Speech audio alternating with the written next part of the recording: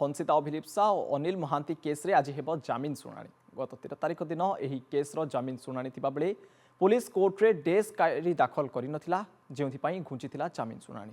सेपटे खूब शीघ्र यह 420 बंटी और बबलींकर बयान रेकर्ड कर आयकर विभाग।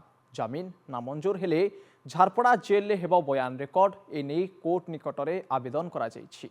कोर्ट अनुमति देवा परे विभिन्न प्रसंग रे हेब बयान रेकर्ड निज निजर पक्ष रखा सुजोग देव आयकर विभाग। एथिपाई एक स्पेशल टीम गठन करिछि आयकर विभाग। केसर गंभीरता को दृष्टि रखी आगामी दिन में कटक टीम यार तदंत भार नेब।